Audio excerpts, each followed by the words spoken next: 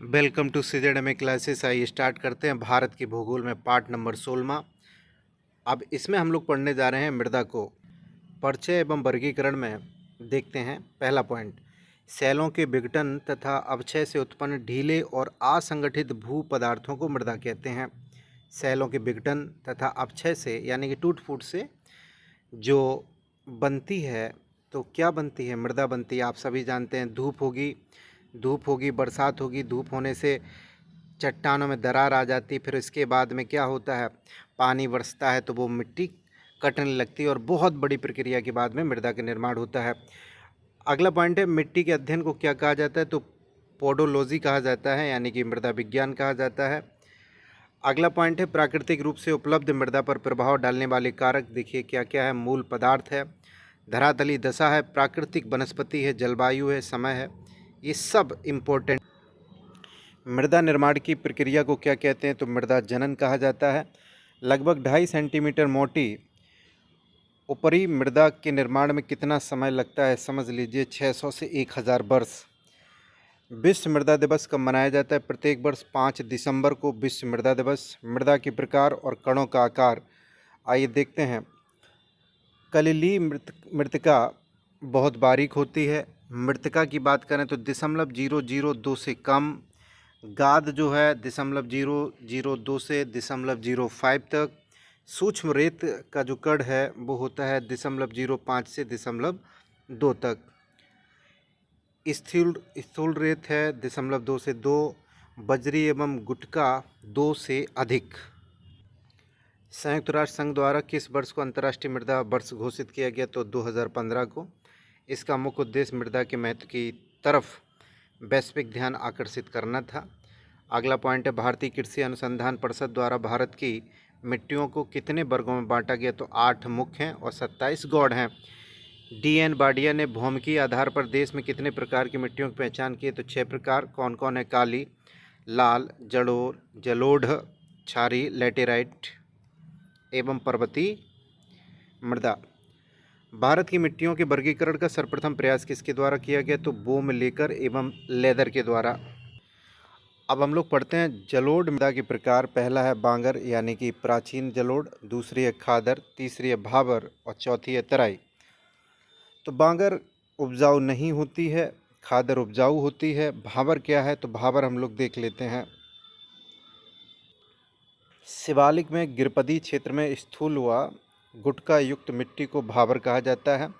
जहाँ बड़े बड़े पत्थर होते हैं, जहाँ नदियाँ विलुप्त हो जाती हैं, वही भाबर क्षेत्र है। तराई क्षेत्र क्या है? फिर से नदियाँ उगाती हैं। भाबर के दक्षिण में दलदली व गादी मिट्टी।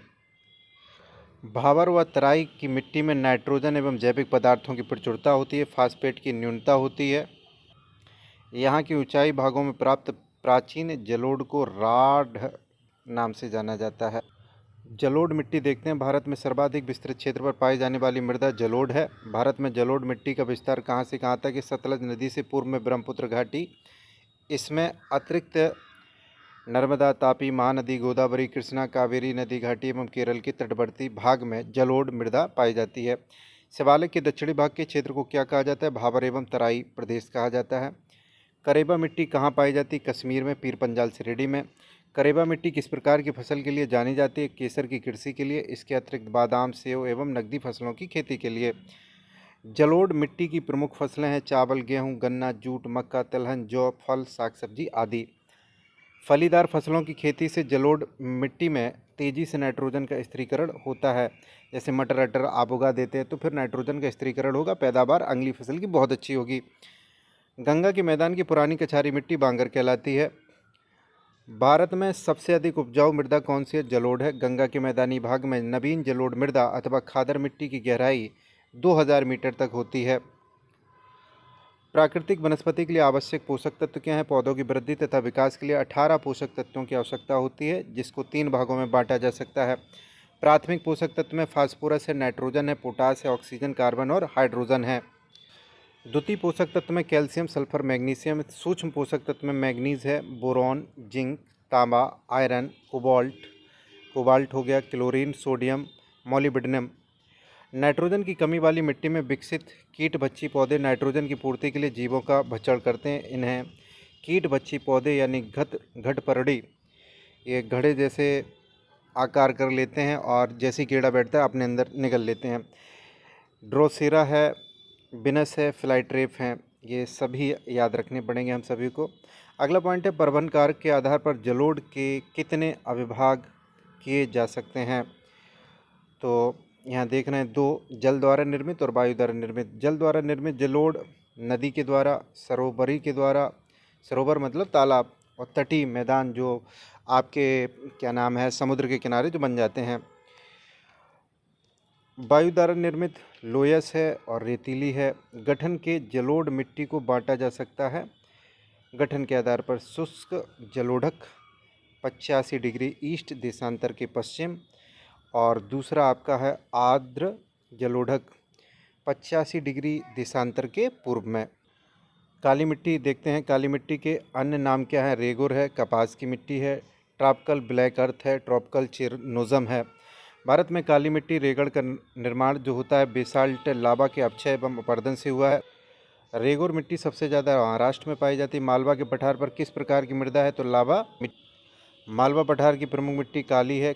किस मिट्टी को सुताकृष मिट्टी कहा जाता है, कपास की मिट्टी को।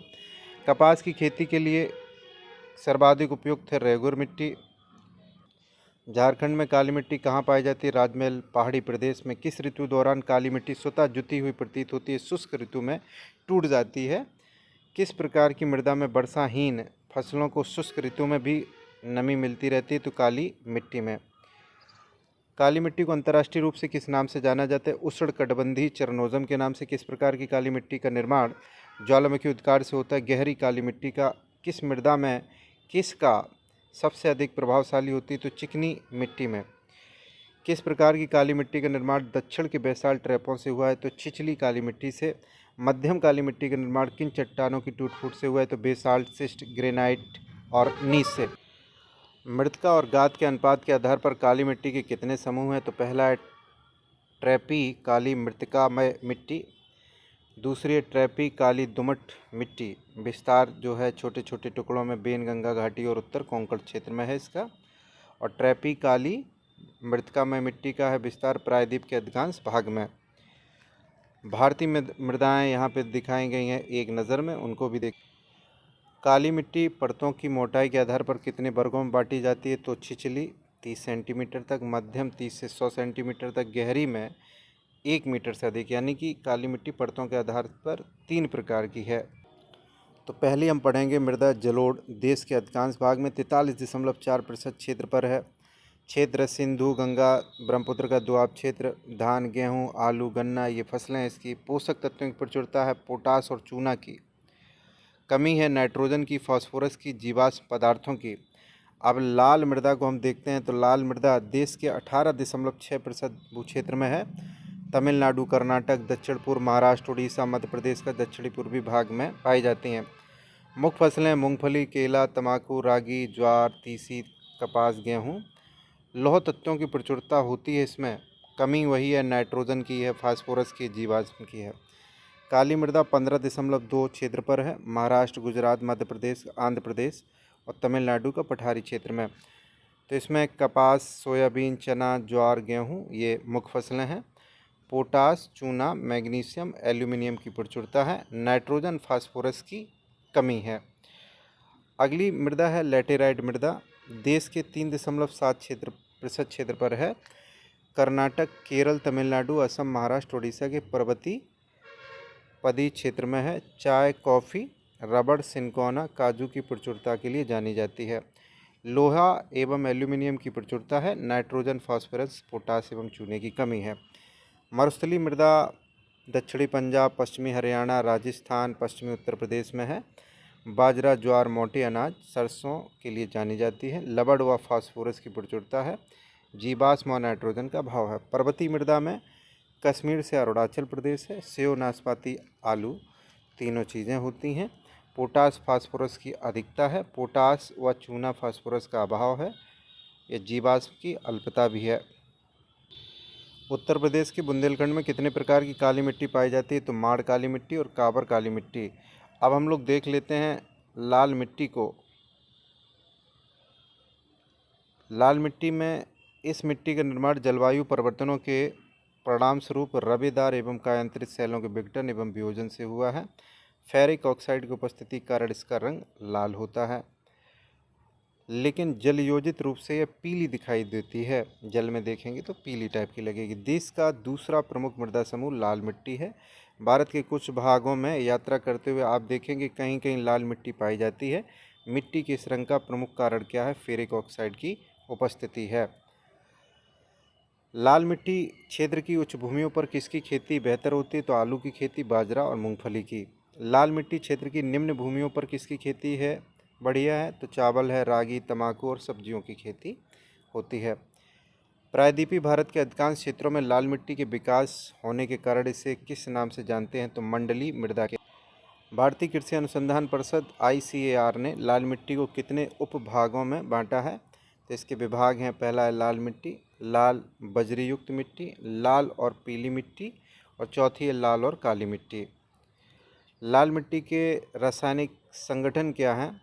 तो 90.47% लोहा है, 3.61% एल्यूमिनियम है, 0.7% आपका चूना, कार्बन डाइऑक्साइड 0.3% है, पोटास 0.24 है।